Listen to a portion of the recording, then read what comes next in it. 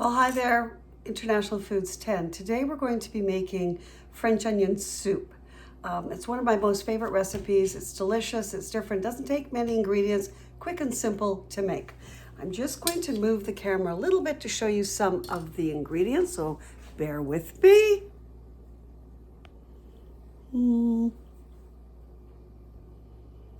Sorry guys. All right, we'll do it this way.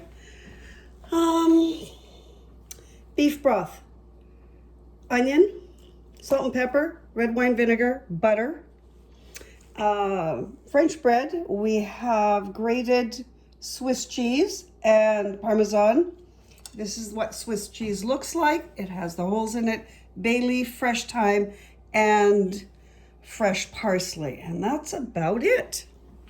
All right, I'm gonna come in close. Sorry guys. And we're gonna chop up some onion. So I've got one large onion here. Take the ends off. Slice that end off. Now, you're going to cut the onion in half, and this also makes it safer for cutting. Just gonna get rid of this little brown piece. Fingers folded back. And you're just gonna give it some really, pardon me, hey Google, end timer. Really thin slices. The thinner you cut it, the quicker and easier it will cook. So it's really important that you get these as paper thin as you possibly can. It's surprising how much onion comes out of this one, onion pieces comes out of the one onion. This big chunk here, I'm just gonna slice it again because it didn't quite slice as best as I wanted it to. Here we go again, fingers curled, so you're not slicing off your fingertips. Again, those end pieces. And as thin as you possibly can. Try to keep your slices as evenly as possible. Yep, the tears are happening. I have a sharp knife. It's just a very fresh onion. There's a lot of juice. I've heard so many different things, how to cook, how to slice onions without burning your eyes out. For me, none of that has worked. All right, so I'm just gonna bring you guys back up. I'm gonna read out the recipe because there are a couple of quantities that might not make sense when you're reading it. So for the ingredients, you need 15 mils of butter to saute the onions, and then you need an additional 15 mils of butter to butter the French bread to make the crouton. The crouton, as we think, is little bread cubes. It's also considered a whole big crouton. So we're gonna make a giant crouton. We're gonna butter both sides and bake it. Usually you find them in salads. In France, they'll do something like this with a rusk that's pre-toasted and then put that in their soup. So I'm going to take 15 mils of butter and put this in my pot and start cooking. As you can see, I've got a lot of stuff ready to go. All right, let's turn the light on. So on a medium heat, we're going to take our 15 mils. I've got them pre-measured here, and melt that.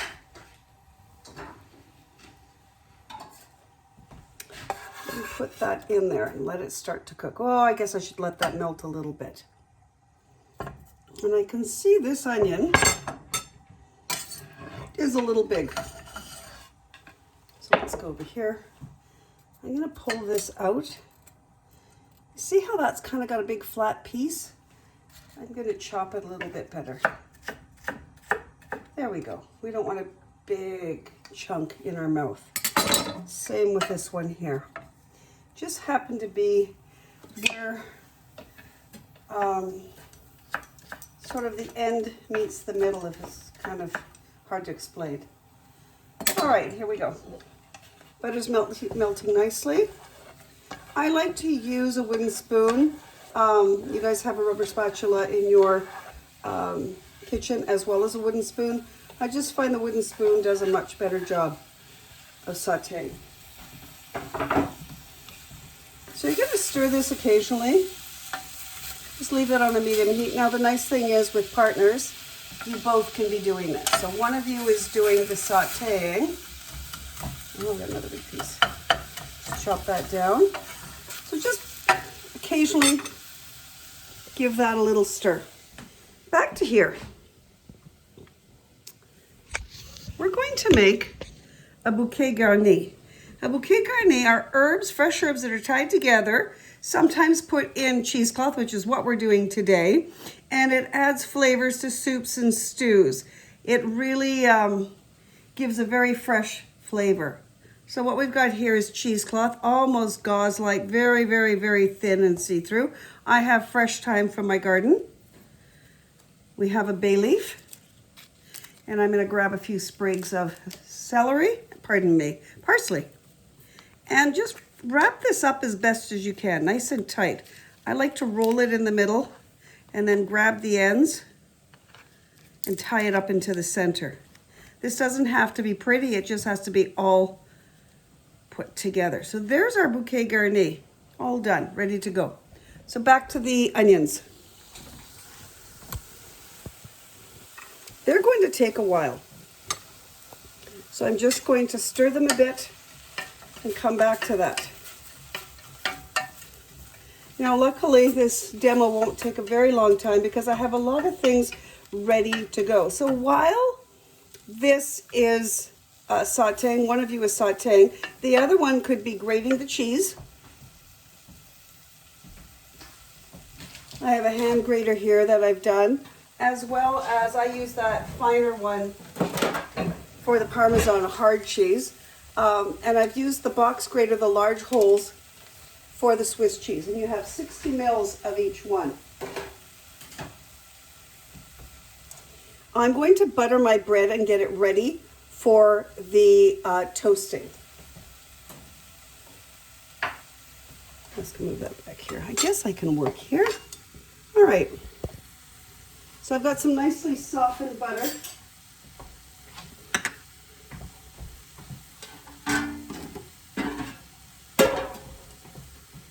You're going to butter both sides of the French bread.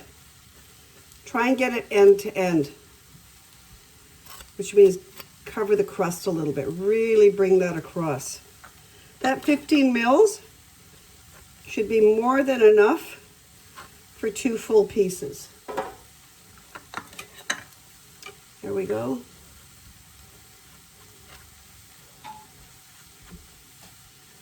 This is a fairly lengthy lab, so whatever you can get done up front, because remember, this has to sit and simmer. The longer the soup simmers, the more flavor you're going to have. Oh, I've got cheese stuck on that. That will be lovely. Don't put it on top of the cheese. All right, I'm going to put that aside. That's ready to go. This is going to cook for about 5 minutes. I've probably had it cooking for about a minute, so I will put a timer on that. Hey Google, start timer for 4 minutes. 4 minutes, starting now.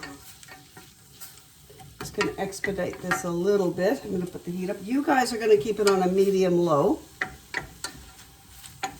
for about 5 minutes.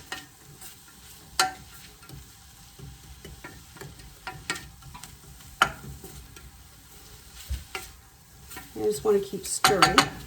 Meanwhile, I'll get the other ingredients ready.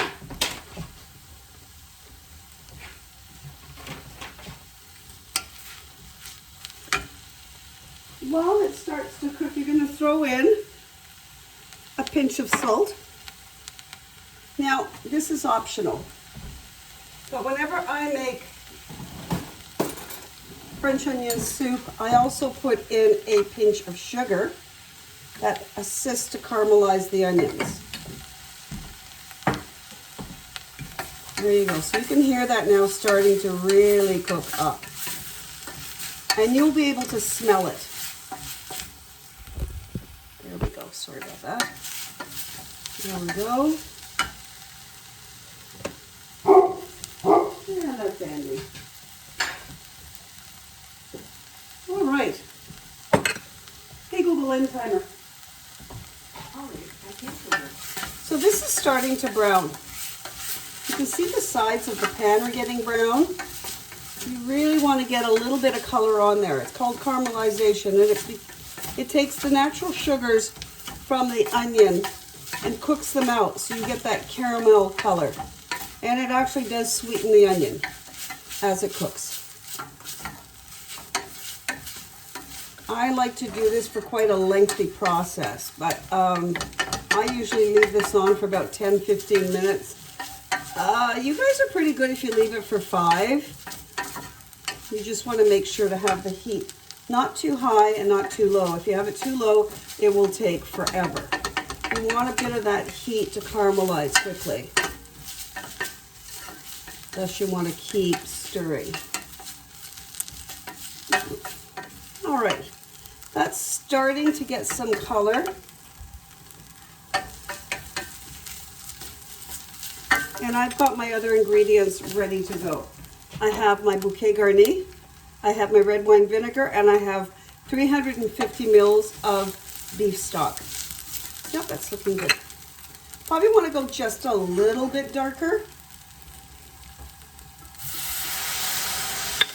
So we've got the red wine vinegar, we've got the beef stock, and very important, we've got the bouquet garni.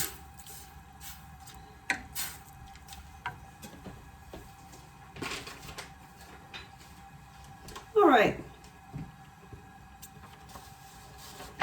Want to bring this to a boil. So in order to do that, you're going to watch it carefully, cover it, and keep your eyes on it and listen for the bubbles. While that's coming to a boil, I'm actually going to get the onion soup ready for you guys. Oops, there we go. Okay, as you can see here, I have oven-proof bowls. There I am. And I have my toast. I also have my cheese behind me. I've pre-made some soup ahead of time to put in so we can catch all of that end process. I'm just going to move this soup to the back. It's cooking pretty fast, and I'm going to put it on a simmer. It's come to a boil, and I can just leave it there for the next batch. All right, soup ladle. Remove your bay leaf, really important. That'll probably slip out. And your bouquet garni. Oh, don't use your hands. Use the soup ladle. You don't want that in there. You can season it with a bit of salt and pepper as well. And you guys have the Corelle kitchen bowls that come with your kitchen. Those are perfectly fine for putting in the oven.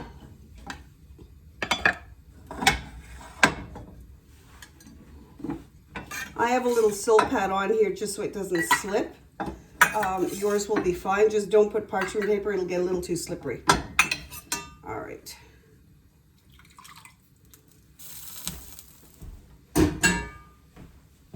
So I'm going to take my cheese and put half of the cheese mixture. It's going to lift this closer. There we go. Okay.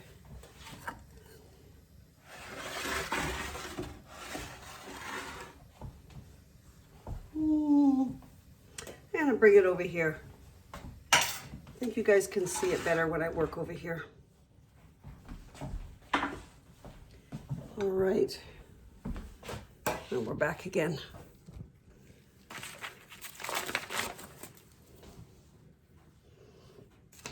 You're going to take the Parmesan. I actually grated a little too much of the Swiss. You'll have a little bit less. Mix that all together and divide it in 4. The reason you need to do that is half of it goes before the crouton and half of it goes after the crouton. So I'll take half and put it in the soup, half and put it in the soup.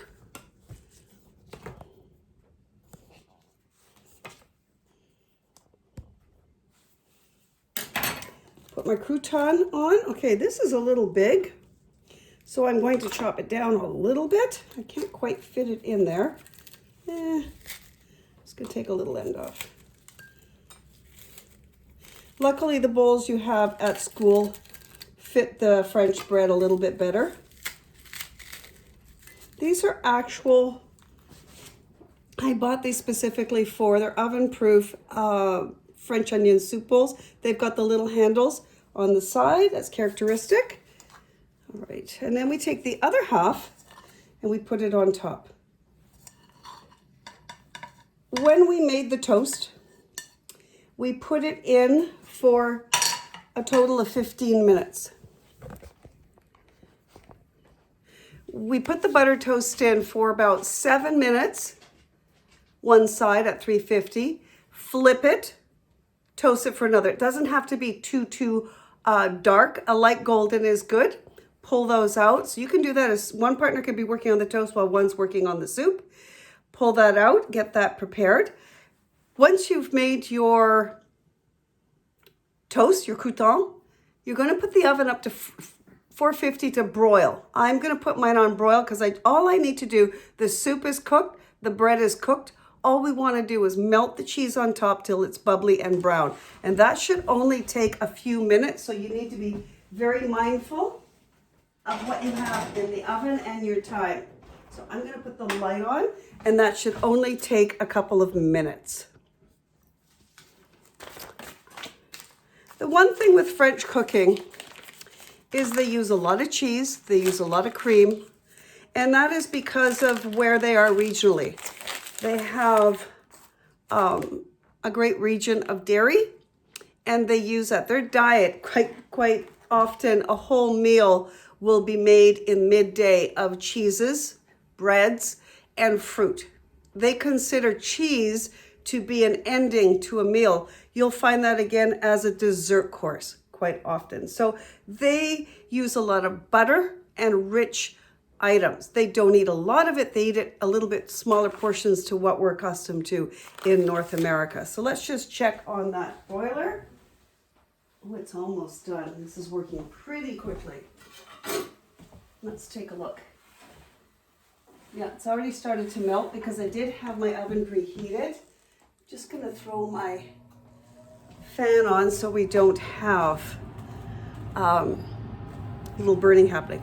Just want to show you guys the bay leaves. So I bought a package of bay leaves. It's from the bay laurel tree. They're quite stiff, very hard, crisp actually, but there's something you need to know about bay leaves. You must take them out of any food you cook. They give a wonderful aromatic taste. However, they're a choking hazard if you leave them whole. I've noticed lately they do have finely ground bay leaf, which is fine to use. You don't have to pull anything out because it dissipates into the soup, but it is extremely important because if this gets caught in your throat, it's very difficult to get out. So that's why we wrap it up in the cheesecloth with the parsley and the thyme. Very common ingredient in most of the Mediterranean and France.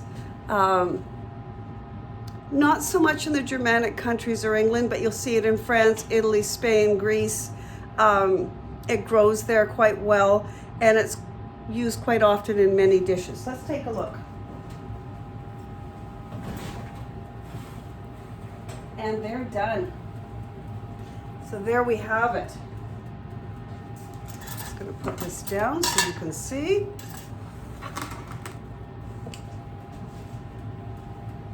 Now what's really important, and you guys have heard me say this before, is if you have a bowl and it's gonna get slippery, you're going to put a napkin. So we're gonna have some paper napkins to put on our plate. This is very, very, very hot. And especially with something like this, we don't want it sliding. The Corelle plates we have at work, they're very slippery if you put one on top of the other. So I'm just gonna get my prepared plates. I have cloth napkins. We're gonna use some paper ones. And we'll plate that. All right. So there I have it. I'm going to use oven mitts because this is extremely hot out of the oven. Do not touch this with your hands. In fact, do not eat this right away. It needs to sit for a minute or two because you will scald yourself. So there you go. French onion soup. As Julia Child would say, bon appetit. See you next time.